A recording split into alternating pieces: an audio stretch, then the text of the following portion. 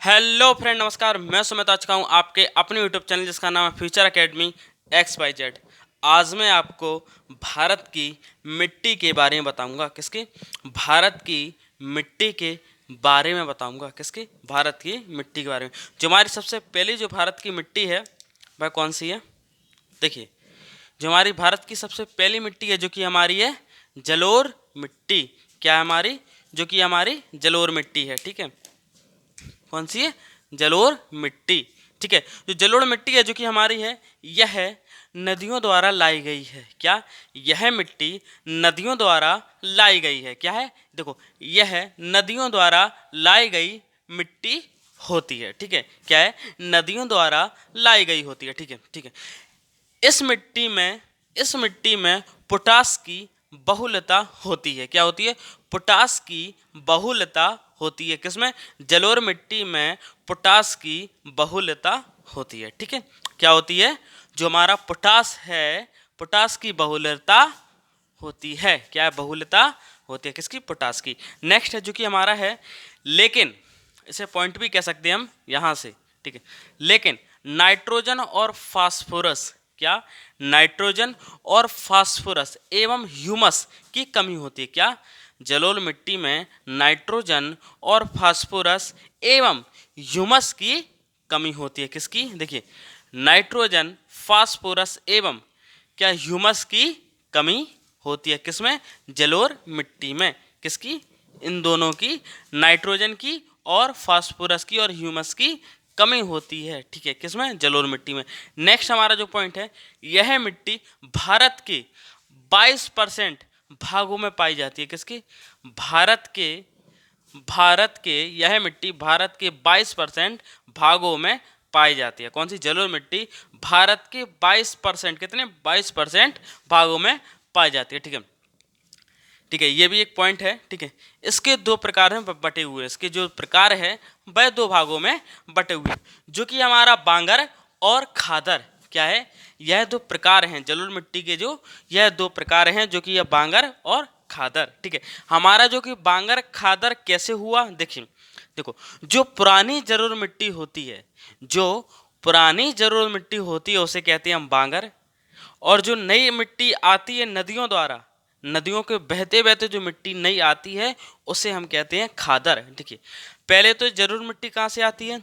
देखिए, नदियों द्वारा लाई गई है। नदियों से, नदियों का जो पानी बहता हुआ आता है उसके तहत मिट्टी बहती है, तो नदियों द्वारा लाई गई मिट्टी है।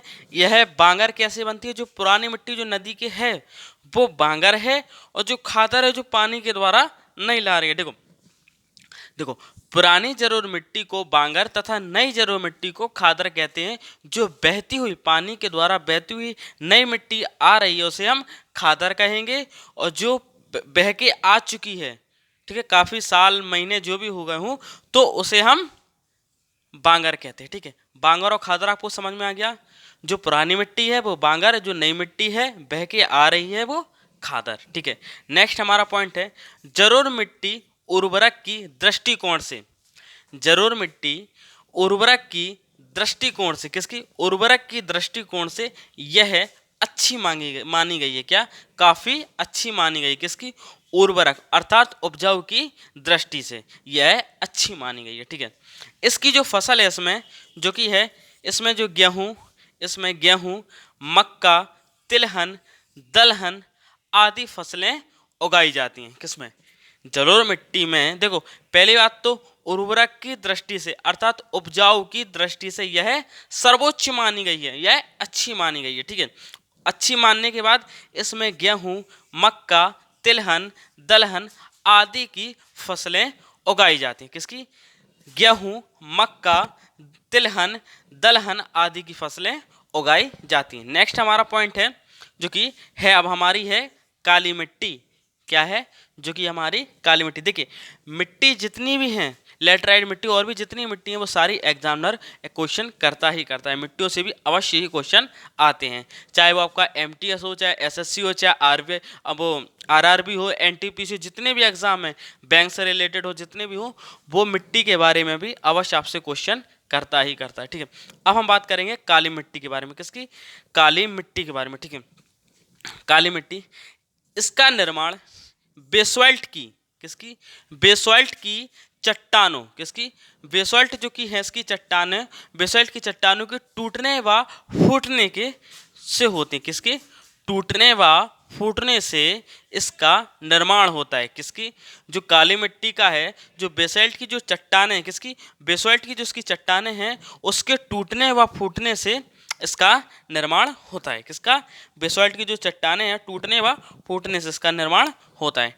नेक्स्ट है, ठीक है, इसमें आयरन, चूना एवं एल्यूमिनियम, इसमें आयरन, चूना और एल्यूमिनियम, क्या, इसमें आयरन, चूना, एल्यूमिनियम एवं मैग्नीशियम की बहुलता होती है, किसमें, काली मिट्टी में आयरन, चूना, एल्यूमिनियम तथा मैग्नीशियम की क्या बहुलता होती है, ठीक है। नेक्स्ट हमारा पॉइंट जो कि है, इस मिट्टी का काला रंग टिटनीफेरस मैग्नेटाइट जीवाशय की उपस्थिति के कारण होता है, ठीक है। काला रंग, काली मिट्टी का काला रंग किसके कारण होता है, देखो ये है, इस मिट्टी का काला रंग क्या है, काला रंग जो कि है टिटनीफेरस मैग्नेटाइट, क्या है, टिटनीफेरस मैग्नेटाइट एक जीवाणु होता है, उसकी उपस्थिति के कारण, क्या, टिटनीफेरस मैग्नेटाइट जो कि टिटनीफेरस मैग्नेटाइट यह एक जीवाणु है जो उस काली मिट्टी की उपस्थिति में होता है, इसी कारण इसका जो कि रंग है वह काला होता है, ठीक है। इसका जो कि जीवाशय की उपस्थिति के कारण इसका रंग जो कि कलर है जो कि या रंग है जो कि काला होता है, किसके, टिटनीफेरस मैग्नेटाइट के कारण, ठीक है। नेक्स्ट है, इस मिट्टी को रेगुर मिट्टी, इस मिट्टी को रेगुर मिट्टी भी हम कहते हैं, किस, काली मिट्टी को हम रेगुर मिट्टी भी के नाम से जानते हैं या हम कहते हैं, ठीक है।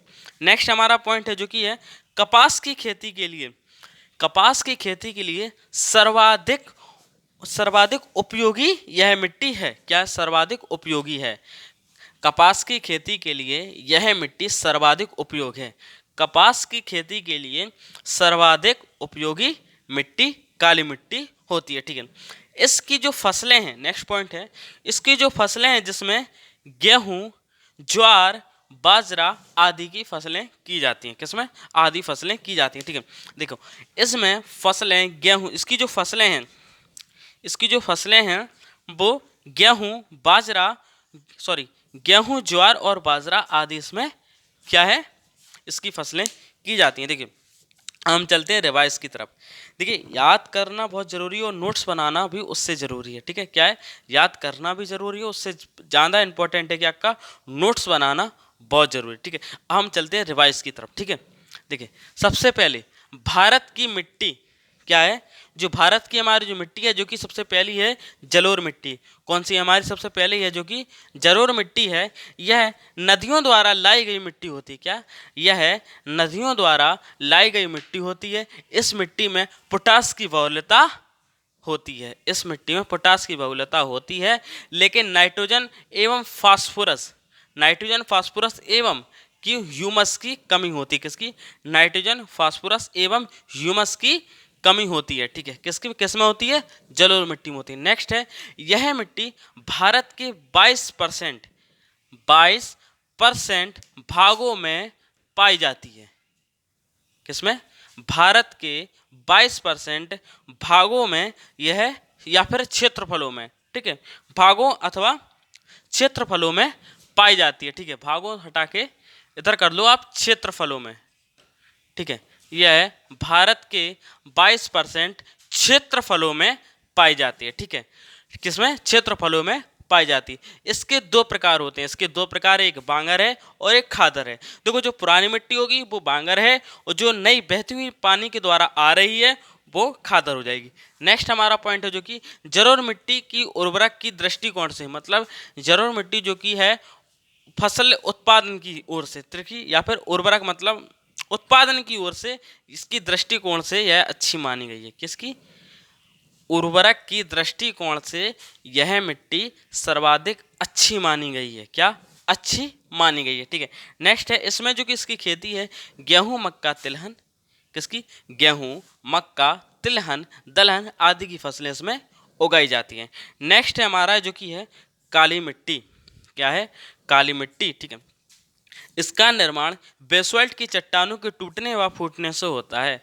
किसका? काली मिट्टी का जो कि निर्माण है बेसल्ट की चट्टाने हैं उसके टूटने व फूटने से इसका निर्माण होता है। ठीक है, यह मिट्टी, इसमें मिट्टी में आयरन, चूना और एल्यूमिनियम, आयरन, चूना, एल्यूमिनियम तथा मैग्नीशियम की बहुलता होती है। किसकी? देखो, आयरन, चूना, एल्यूमिनियम और मैग्नीशियम की बहुलता होती है।